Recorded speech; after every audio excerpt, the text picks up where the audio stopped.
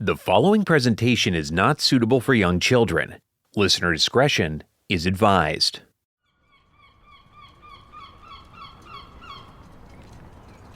At 5 a.m. on October 30th, 1942, the British destroyer HMS Petard was docked at Port Said, Egypt. It was resupplying before it could go back out and patrol the waters of the Mediterranean. Its commanding officer, Lieutenant Commander Mark Thornton, 35, thick-set with a boxer's physique, paced the deck. He didn't like being sidelined. His men knew this. At meals, Thornton would stand up, slam the bulkhead with his fist, and shout, "I must have action with the enemy!" Thornton was cruel, but he didn't care if his men hated him. He needed to prepare them to fight the most dangerous enemy on the seas, packs of Nazi U-boats called wolf packs, and their nearly unbreakable cipher machine, Enigma. Although the codebreakers at Bletchley Park had cracked an earlier version of Enigma, nicknamed Dolphin, now the Nazis were using an even more advanced design, which was nicknamed Shark. Bletchley hadn't cracked Shark, and the U-boats had been invisible for 8 months.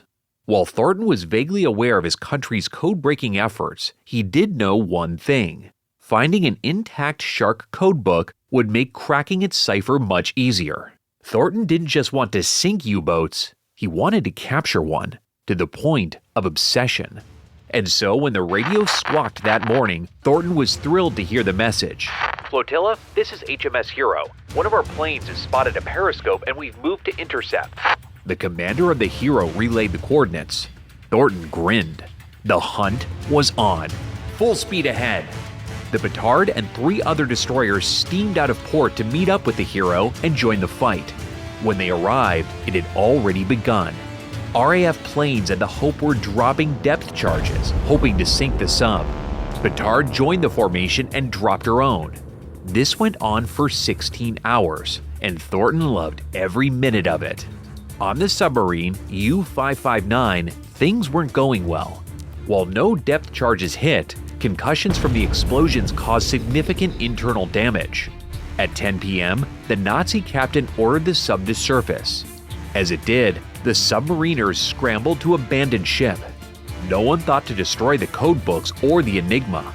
Worse, the submariners inadvertently damaged the valves on the vents that would have let in seawater to quickly sink the ship, meaning it was sinking much more slowly. Thornton watched the submarine surface with delight. As his men launched lifeboats to pick up the Nazi survivors, he singled out 3 sailors and barked an order. "Get on that sub and recover their codebooks now." They were First Lieutenant Tommy Fasten, 29, Able Seaman Colin Grazier, 22, and Canteen Assistant Tommy Brown, just 16. Accounts differ, but according to one, the 3 sailors stripped nude, dove into the water, and swam to the sinking U-boat. Fasten and Grazier descended into the sub while Brown stayed in the tower. Fasten grabbed a submachine gun and smashed open every cabinet and drawer he could find. They were in luck. Stacks of top-secret codebooks for that month's Enigma settings. A lifeboat pulled up to the sub, and the lead officer shouted to Brown, "You'd better hurry before she goes under." When Fasten and Grazier returned with armfuls of codebooks, Brown relayed the message, but they went back under to retrieve more. The U-boat took on more water. It began to sink faster. "Lieutenant Fasten, Grazier, you better come up. I said you'd better come up. Jump clear, lad, there's no hope for them." Brown hurled the codebooks into the rowboat and jumped away just as the U-boat slipped under. He never saw Fasten and Grazier again. But the battle was a pivotal moment in the war. Among the documents was a short signal codebook used to encrypt weather reports, which went out to all of the U-boats in the fleet, which meant Bletchley Park could once again locate the subs. From then on, Bletchley Park would be able to decrypt the Naval Enigma messages within a day, thanks to pioneering work done by mathematician Alan Turing. Bletchley Park's work wasn't finished, but Turing was needed elsewhere, both to win the war and win the peace afterwards. On this episode, the end of World War II, the beginning of computers, and the downfall of one of the world's greatest scientists. I'm Keith Corneluk, and you're listening to Modem Mischief. You're listening to Modem Mischief. In this series, we explore the darkest reaches of the internet. We'll take you into the minds of the world's most notorious hackers and the lives affected by them. We'll also show you places you won't find on Google and what goes on down there. This is part 2 of our 2-part series on Alan Turing. A few months later, the Empress of Scotland zigzagged its way across the North Atlantic, hoping to avoid the U-boat wolf packs that still hunted these waters, and had just sunk a similar ship, Empress of Canada, a month earlier. The Empress of Scotland was a former passenger ship converted into a troop transport. In March of 1943, she held 3,867 men, 471 officers, and 1 civilian, all of whom understood the risks. That civilian was Alan Turing. While Empress and other members of its convoy watched for Nazi periscopes, Turing spent the 6-day voyage engrossed in a book, the RCA Radio Tube User's Manual. Not exactly light reading material.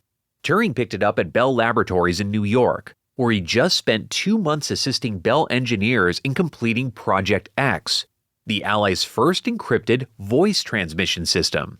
Project X was partly built with vacuum tubes. These are just glass tubes with a vacuum inside. Edison discovered that vacuum tubes could transmit electrical currents just as easily as wires could. And in fact, multiple vacuum tubes could do it faster and more powerfully. Stack enough of these vacuum tubes together, and you can create an electrical current strong enough to power a long-range radio broadcast. But this was just one of many potential applications. By studying this manual, Turing was giving himself a crash course in electronics.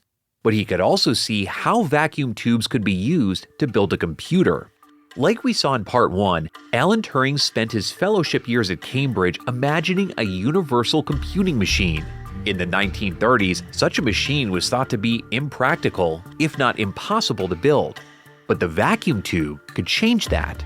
Turing had already helped build one proto-computer, the bomb, inspired by the Polish bomba. Turing's bomb relied on electronic switches to perform calculations, which operate in milliseconds. Vacuum tubes, on the other hand, worked in microseconds. Just over the horizon, Turing could imagine a computing machine capable of calculating complex equations in just minutes. But that would have to wait until the end of the war. In March of 1943, the Empress of Scotland pulled into a port at Liverpool, having survived its journey across the treacherous North Atlantic. The following year would be the least well-documented of Alan Turing's life.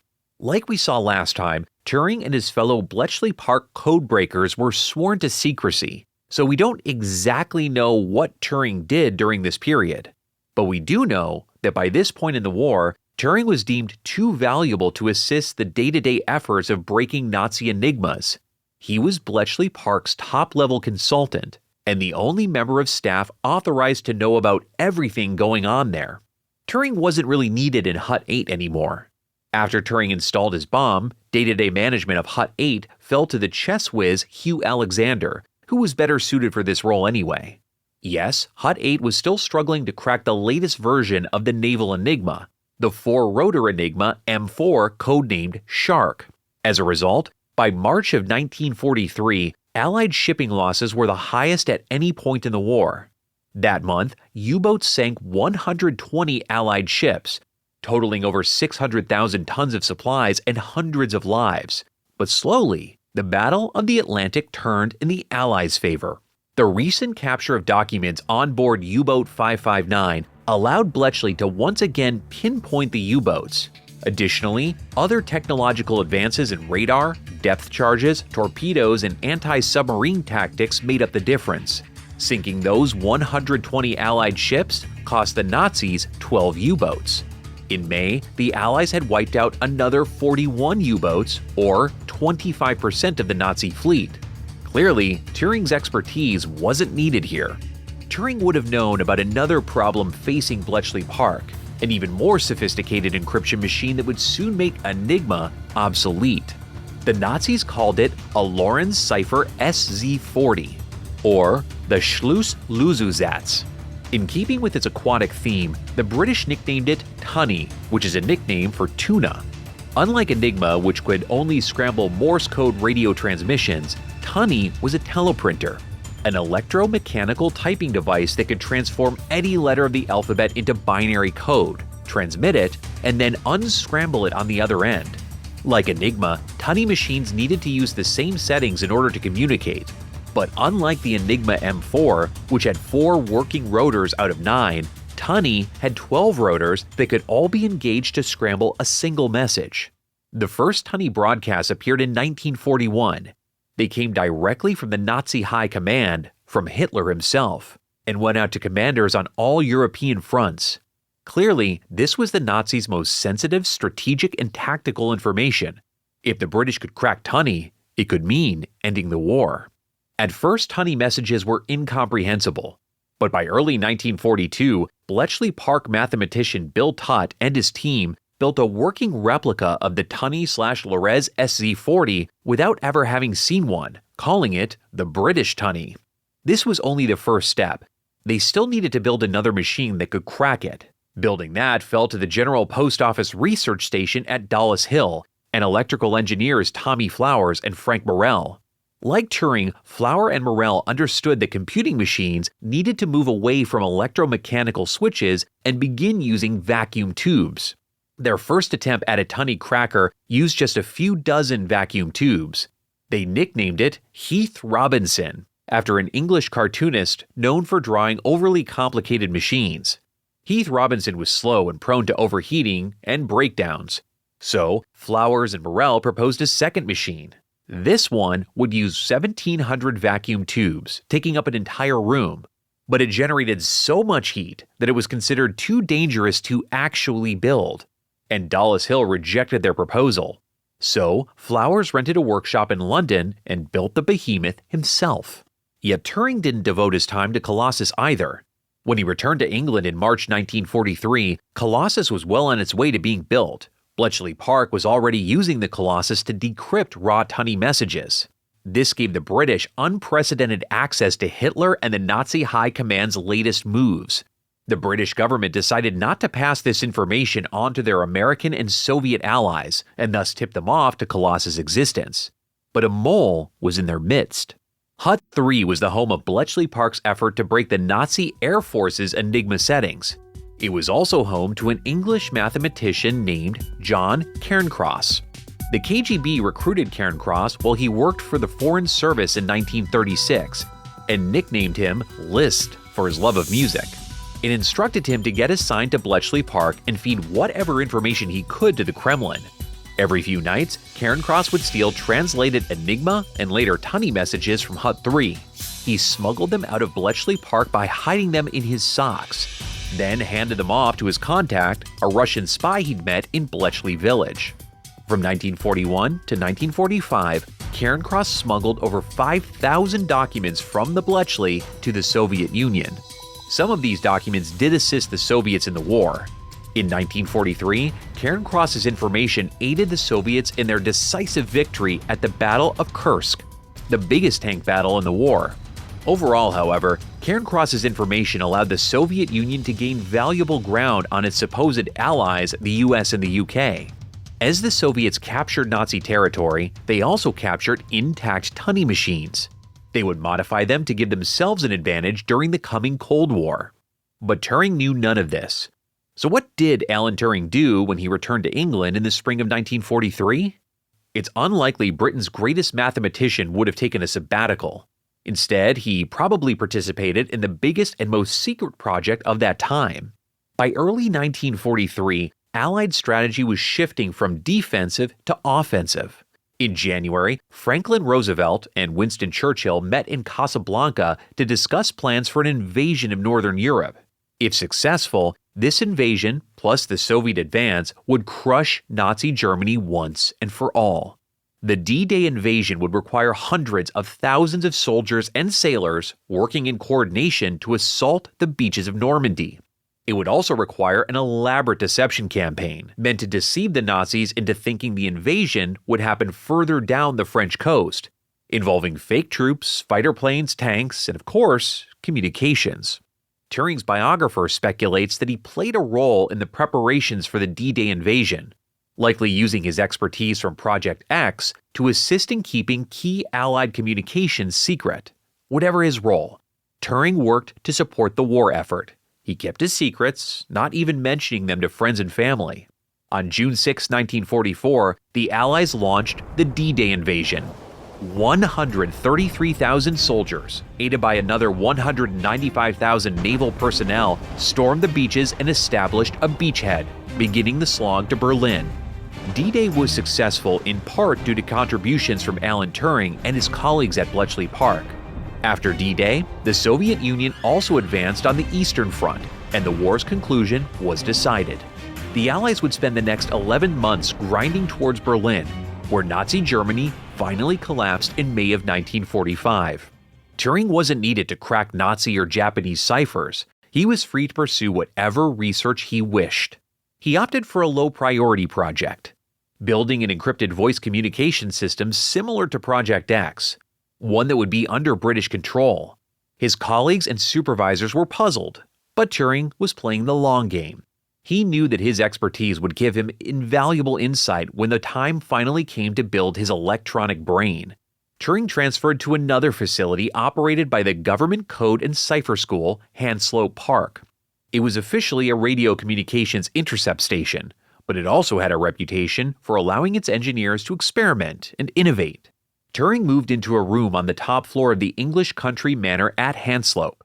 He was assigned just one electrical engineer, a recent graduate named Don Bailey. Together, Turing and Bailey worked to build the UK's first encrypted voice transmitter. They called it Delilah, after the biblical deceiver who tricked Samson into cutting off his hair.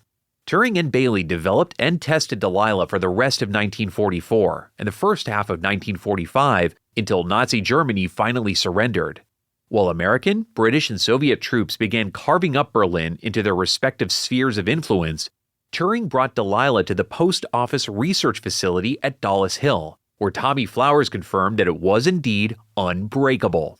Turing's next stop was the Cipher Policy Board, which had the power to build as many Delilahs as it wanted. On the day of his appointment, Turing set up a working Delilah machine in the basement of the Cipher Policy Board, where he expected to show it to the board members. Instead, just one person showed up, some lackey. "Dr. Turing, I'm afraid the board can't meet today, but you can just leave your machine with me." I'd prefer to take it with me." "That's all right. I'll be sure to demonstrate it to the board at a later time." "Do you even know how it works?" "I'm sure I can figure it out. Exit's this way." Obviously, the lackey didn't keep his word. Delilah sat in the basement of an English government building gathering dust, a casualty of bureaucratic incompetence. World War II was over. Turing was free to return to his academic studies and pursue his research, or so he thought. In reality, just like in wartime, England's post-war needs would alter the course of Alan Turing's life once again.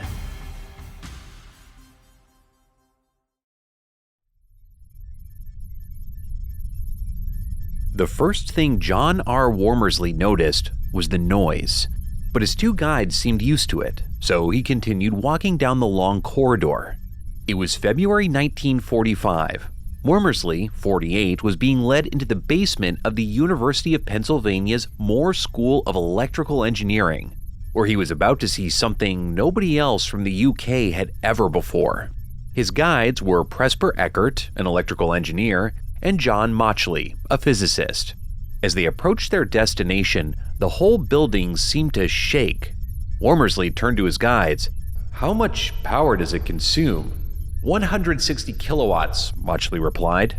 "And it's caused more than its fair share of brownouts," Eckert added, with a frown. "The city of Philadelphia certainly isn't our biggest fan." They'd arrived at a set of double doors. Mauchly turned to Wormersley. "Ready?" Mauchly seemed excited to show off their work, even though his government wasn't that thrilled about sharing it with Brits. It took Winston Churchill's personal authority to get the visit approved. Wormersley nodded. Mauchly opened a set of double doors. "Mr. Wormersley, meet the ENIAC." Wormersley couldn't believe what he saw. 40 cabinets, each 9 feet tall, packed with machinery and cooled by two 20-horsepower fans. Wormersley guessed everything weighed 30 tons at least. ENIAC, which of course stands for Electronic Numerical Integrator and Computer, Eckert said, won't be finished until the end of the year. Wormersley tried to take it all in. Mauchly smiled. That's 70,000 resistors, 10,000 capacitors, 1,500 relays, 6,000 manual switches, 5 million soldered joints, and 17,468 vacuum tubes. Wormersley caught his breath. How many calculations can it perform? 5,000 every second. That was 1,000 times faster anything known to exist. Of course, ENIAC does have its limitations, Eckert continued. It cannot store instructions, having no memory, so to speak. Every operation must be programmed by hand. Eckert gestured toward a team of women, all computer engineers who were feeding complicated paper instructions to ENIAC. But our next generation machine will fix that. It's called EDVAC. Wormersley's mind raced with potential applications. He knew ENIAC was originally commissioned by the U.S. Army to calculate trajectories for artillery shells. He also knew it could do so much more, and indeed, it would. During its lifetime, ENIAC would be used for weather predictions, cosmic ray studies, thermal ignition, random number studies, wind tunnel design, and building the hydrogen bomb. The United Kingdom needed its own ENIAC, which meant Wormersley needed Alan Turing. John R. Wormersley was the head of the mathematics department at the National Physical Laboratory, the UK's top government-backed research lab. In 1938, Wormersley read Turing's computable numbers. When he saw ENIAC, he recognized it for what it was, a Turing machine.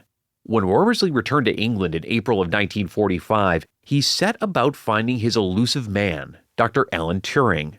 It was no easy feat. War was still on and secrecy was still the rule of the land. But Wormersley used his people skills and his boss's connections to get the job done. Wormersley's boss? Sir Charles Galton Darwin. That's right, grandson of that Charles Darwin. When Wormersley located Turing at Hounslow Park, Turing was already thinking about what he wanted to do next with his life. He was still determined to build a working version of the universal machine he described as a 24-year-old in computable numbers. Now 33, he didn't just want to build a machine that could crank out artillery tables. He wanted a machine that could store programming instructions and revise them as it went along. He wanted his machine to learn, to think. Today we'd call this artificial intelligence. So when Wormersley tracked Turing down in the summer of 1945, Turing was ready for the opportunity he presented, the chance to build the UK's first computer. Turing was discharged from his wartime service for the Government Code and Cipher School and moved into a small office at Cromer House, a London mansion purchased by the National Physical Laboratory to headquarter the project. But Turing quickly realized that building the UK's first computer would be harder than he thought. He immediately disliked Wormersley. Turing felt that, like Commander Denniston at Bletchley Park, Wormersley lacked the requisite mathematical skill for the job. To Turing, Wormersley's soft skills of navigating people and bureaucracy made him bogus. But Wormersley still had his uses. First, he needed a name for their project. Never a fan of literal-minding acronyms like the ENIAC or EDVAC, Wormersley wanted something more dynamic. He suggested Automatic Computing Machine, or ACE. Turing wryly noted this would be Wormersley's only real contribution. Turing's job was to write a proposal and build ACE, but Turing faced competition. The NPL wouldn't just be considering his proposal, it would consider funding two competing projects. One was at Turing's alma mater, Cambridge. It was headed by mathematician Maurice Wilkes, and it was called the EDSAC. The other was at the University of Manchester and headed by Frederick Williams and Max Newman. They called it the Manchester Mark I, or Manchester Baby. All three projects would compete for funding, resources, and talent, and each would race to be the first one in operation. For Turing, the biggest challenge was translating his esoteric mathematical concepts into practical terms without losing their essence. In his proposal, Turing outlined several uses for ACE. It would calculate artillery tables just like the ENIAC, but it could also create schematics for electronic circuits, a process that took weeks by hand. Or count the number of butchers demobilized from the British Army in 1946, or solve jigsaw puzzles, or even play chess. To Turing, the last was the most important. It was logic-based programming, and it implied that ACE could be programmed to think like a human would. In other words, Turing wanted to teach his machines to think for itself, and not just when it came to chess. Turing's pitch stressed the importance of making ACE not just easily programmable, but it could also reprogram itself on its own experience to mimic human thought.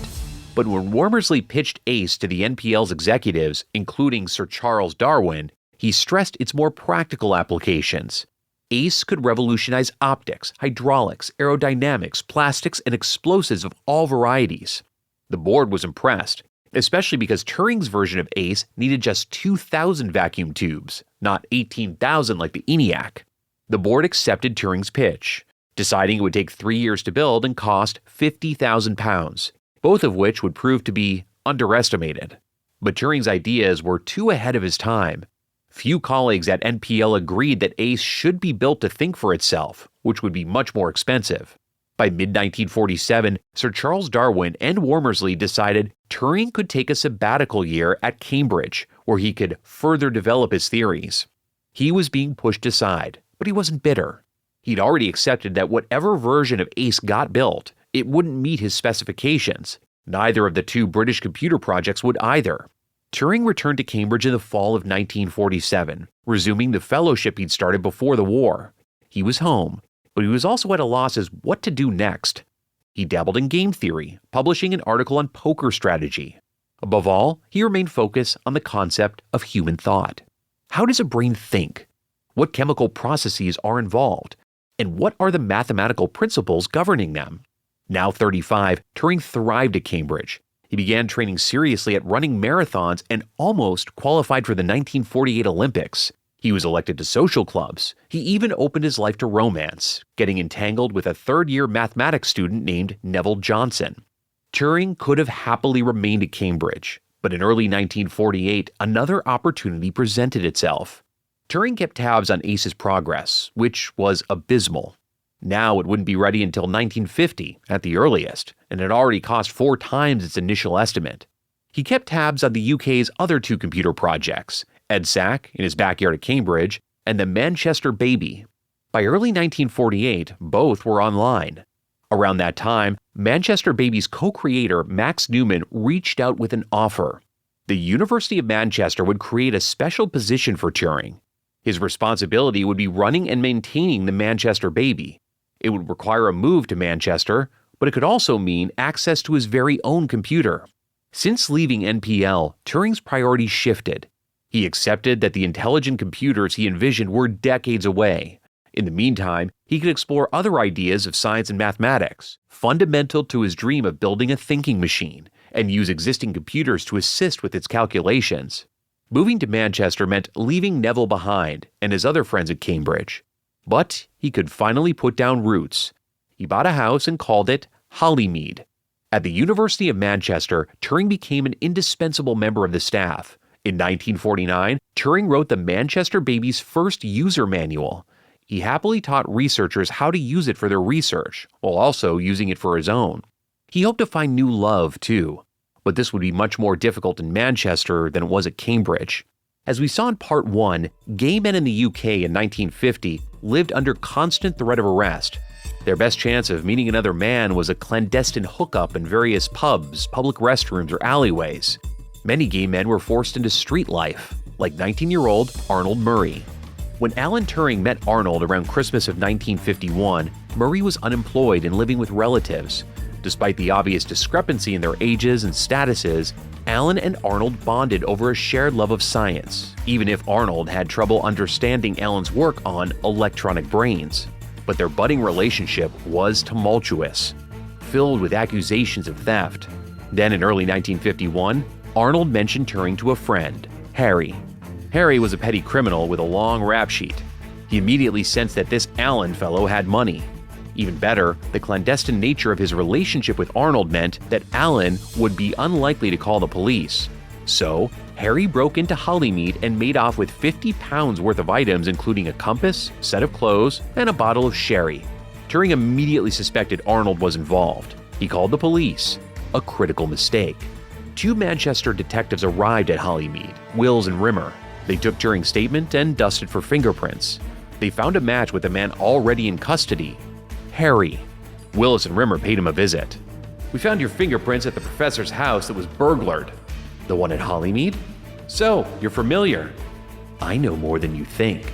Harry described Turing's relationship with Arnold Murray, down to the intimate details. Gross indecency trumped small-time robbery. Turing didn't know it, but he was in deep trouble. The Sessions House in Knutsford, about 15 miles outside of Manchester, is a neoclassical courthouse that stands in flawless Asher stone the color of Mars. By the time Alan Turing first laid eyes on it, the Sessions House had been dispensing justice, or what passed for it, for over 130 years. But Turing didn't have time to admire the mathematical precision that went into the facade, which resembled a Greek temple. Turing and his solicitor hastily made their way inside and headed towards the magistrate's court. At the entrance, they encountered a group of police officers and a court official escorting a man in custody, Arnold Murray. That's right, his Arnold. Alan tried to make contact with Arnold, but the younger man averted his eyes. He just wanted Arnold to know that everything would be okay. Whatever Arnold did or didn't tell the police, he'd take care of it. The door to the magistrate's court swung open. The two men were escorted inside, then seated at the defense table. A bored-looking judge eyed the two defendants. Manchester Magistrates Court will now hear the committal proceedings for the case of Regina versus Turing and Murray. The prosecutor stood. Her Majesty will now call the investigating officer, Detective Wills of the Criminal Affairs Division. Alan watched as Detective Wills approached the witness stand and sat down. He'd welcomed the man, plus his partner, Detective Rimmer, to his home several times during the past few weeks, wanting to assist them with their investigation. He'd served them wine and even played the violin for them. But Wills showed no hint of familiarity. He began his testimony. I received a tip from a confidential informant that Dr. Turing was engaging in indecent behavior. The judge frowned, suddenly not so bored. Dr. Turing reported a burglary, and while investigating said burglary, Detective Rimmer and myself discovered evidence of Dr. Turing's relationship with Mr. Murray. When questioned, Dr. Turing admitted to an indecent relationship. Wills then read the entire statement Alan had given to police, admitting to everything. Turing couldn't believe it. He was in trouble for having something as natural as an encounter between consenting adults. Hadn't the government recently debated throwing out this law? Turing looked at his solicitor. The solicitor looked at the judge. Your Lordship, we reserve our defense. Turing was stunned. He was planning on pleading not guilty, but his lawyer was refusing to even defend him. Very well, Dr. Turing's bail is set at £50. In light of Mr. Murray's criminal associations, he will be remanded into custody. Turing watched as court officers hauled Arnold away to jail. He was allowed to return home. But the following day, two local newspapers, the Alderley Ledge and the Wilmslow Advertiser, published a report on the case, along with Turing and Arnold's full names and Turing's photo. Alan Turing was already facing years of legal jeopardy, and no matter how his trial unfolded, he feared his professional reputation was almost certainly ruined. But the faculty at the University of Manchester rallied around him. Max Newman and Frederick Williams persuaded university officials to keep Turing on the staff and allow him continued access to the Manchester Baby, which was now called the Fernati Mark I, after the Manchester arms manufacturer that built it. Turing's trial was a couple of months away. He returned to university and resumed his research. Since joining the staff at the University of Manchester in 1949, Turing continued to pursue every avenue of scientific and mathematical research that would further his goal of one day building an electronic brain, even if it couldn't be realized in his lifetime. In 1950, he published a paper called Computing Machinery and Intelligence. In it, he proposed that computerized thinking would one day become so complex, so much like human thought, that it would require a long series of questions to determine that a machine was a machine and not, in fact, a human. He called this the imitation game. But Turing also pursued research in other areas. He'd always been interested in natural sciences, going all the way back to his boyhood experiments and his observations during his long runs through the English countryside. Everywhere Turing looked in nature, he saw patterns, and patterns meant mathematics. What was the mathematical formula that created the petals of a flower, or a double rainbow? As Turing put it, there had to be a reason why these patterns existed. In 1950 and 1951, using the Ferranti Mark I, Turing pursued research into what would become his last paper, the chemical basis of morphogenetics. Like computable numbers, it was ahead of its time and is today considered a masterpiece. In it, he devised mathematical formulas for natural phenomenon like 1. Gastrulation, or the process by which a cell divides itself into two and then more. 2. Polygonally symmetrical structures like starfish. 3. Leaf arrangements that follow Fibonacci sequences. 4. Color patterns on animals, like a zebra's stripes or the dappling on a giraffe. 5. The structural patterns of radiolaria, a type of protozoa. But of course, Turing's legal problems interrupted all of that. When his colleagues would ask about his impending trial, he would brush off their concerns, treating it like an annoyance. But deep down, he was afraid. The case of Regina versus Turing and Murray was heard on March 31, 1952, in the same neoclassical courthouse as before. Alan Turing and Arnold Murray were each presented with 12 charges of gross indecency, which the court listed in excruciating detail. Alan initially wanted to plead not guilty, but the statement he'd given to police, which was the basis of all these charges, made that strategy a loser. So Alan and Arnold both pled guilty.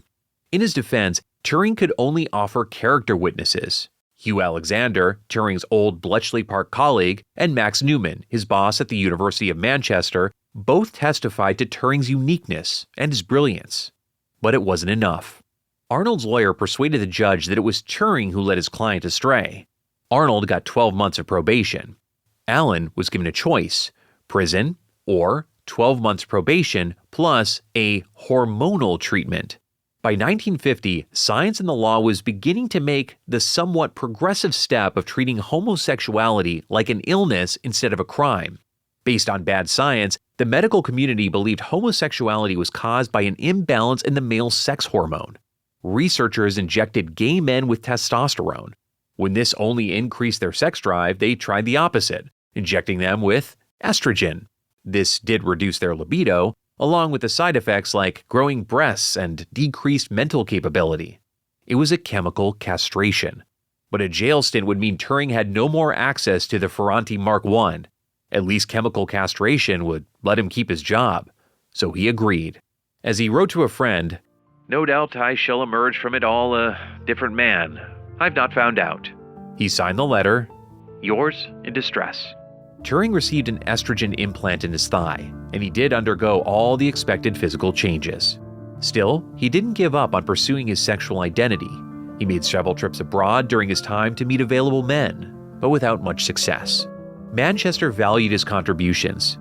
In April 1953, shortly after the hormonal implant was removed, the university appointed him to a 10-year readership in the theory of computing. He was free to continue his biological research, which he did. He also continued his mathematical research, helping friends and protégés with their various problems. But Alan Turing was never the same. In June of 1954, Alan Turing's housekeeper entered his bedroom to find him lying in a bed, unresponsive. Next to his bed was an apple with a few bites taken out of it. Nearby was a jar of some kind of poisonous substance, possibly part of one of Dr. Turing's many experiments. Investigators determined that it was cyanide. Turing dipped the apple in the poison, and then he ate it. His death was ruled a suicide. He was 42. During his life, Alan Turing touched many people. At Cambridge, at Bletchley Park, at Manchester, at Bell Labs, at the National Physical Laboratory, and in the worldwide mathematical community at large. Many were shocked to hear the news of Turing's death, not least of whom was his mother, Ethel. She refused to believe it was anything but accidental. She quickly wrote a biography of her son, despite not understanding much of his work. And Mrs. Turing, we can definitely relate. But it didn't mention his wartime efforts, which were still classified. Turing's role in both building early computers and helping the Allies win World War II didn't start to become public knowledge until the 1970s, when the first histories of Bletchley Park began being published. Even then, Turing's role in both laying the philosophical foundations for the bomb, Colossus, Ace, and other computers, as well as for guiding their construction, was hardly acknowledged. By the 1980s, Turing biographers finally began piecing together his story, both his contributions to science and its tragic end. Today, historians estimate that his work to decrypt the Nazi Enigma shortened the war by 2 years and saved up to 14 million lives. The law criminalizing gross indecency wasn't repealed until 1967 in England, and until 2003 in other parts of the UK. Queen Elizabeth pardoned Alan Turing in 2013. 4 years later, Parliament passed the Alan Turing Law, which expunged convictions for gross indecency for about 60,000 people convicted under that law. But Alan Turing's legacy stretched well beyond the contributions to winning World War II and his role in the LGBTQ+ history. While he never did build a universal Turing machine capable of performing the functions of all other machines, computer science still hasn't done that either. What Turing did do was push computer science beyond what was thought possible, assembling ideas from previous generations and updating them for the 20th century technology. Turing's paper, Computable Numbers, envisioned the modern computer, which can indeed perform the functions of many other machines, from cameras to sound equipment to telephones. And his work in building early computers like the Ace and the Ferranti Mark I helped make this idea possible, eventually. His work on the Delilah voice transmitter predated modern cell phone encryption. His ideas about machine learning predicted artificial intelligence, which is still being debated today. Even his imitation game of determining human from machine led the way for today's CAPTCHA codes, and his investigations into chemical morphology led to advances in mathematical biology that are still relevant today. Given all of that, it's fair to wonder, what else would Alan Turing have accomplished had he not taken his life at 44? Would he have lived to see the computers of his imagination? Would he have assisted in their development? Or would he have continued pursuing other interests, making mathematical contributions to the fields like quantum physics? We don't know, and we never will. I'm Keith Corneluk, and you're listening to Modem Mischief. Thanks for listening to Modem Mischief. Don't forget to hit that subscribe or follow button in your favorite podcast app so you don't miss an episode. This show is an independent production and is wholly supported by you, our listeners. And the best way to support the show is to share it. And another way to support us is on Patreon. Just go to patreon.com/modemmischief or click the link in the show notes. You can also support us through a paid subscription on Apple Podcasts. For as little as $5 a month, you'll receive an ad-free version of the show plus bonus episodes exclusive to subscribers. Modem Mischief is brought to you by Mad Dragon Productions and is created, produced, and hosted by me, Keith Corneluk. This episode is written and researched by Jim Rowley. Edited, mixed, and mastered by Greg Bernhard, aka This Show Cost an Arm and a Greg. The theme song You Are Digital is composed by Computer Bandit. Sources for this episode are available on our website at modemmischief.com. And don't forget to follow us on social media at Modem Mischief and slide into our DMs.